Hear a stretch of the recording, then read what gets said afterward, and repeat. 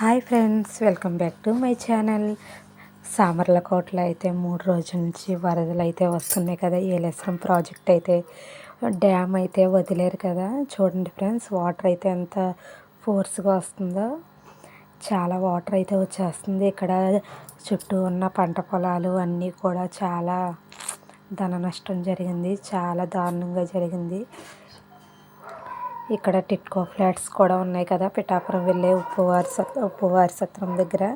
అవి కూడా శుభ్రంగా నీట మునిగాయి. చూడండి ఫ్రెండ్స్, ఇవంతా ఈ వాటర్ అంతా మొత్తం చుట్టుపక్కలకి వెళ్ళి మొత్తం ఫ్లాట్స్లోని అన్నిటిలో వాటర్ అయితే చూడండి ఎలాగైతే చేరిపోయిందో. చాలా దారుణంగా జరిగినాయి ఫ్రెండ్స్. మన కూటమి ప్రభుత్వం అయితే ఎమ్మెల్యే చినరాజప్ప గారు వీళ్ళందరూ వచ్చి రైస్ బ్యాగ్స్, నిత్యావసర సరుకులు అన్నీ పంపిణీ చేశారు. నైట్ కూడా చాలా వాళ్ళకి బిర్యానీ ఫుడ్ కూడా అరేంజ్ చేశారు. చాలా బాగా చేశారు ఫ్రెండ్స్.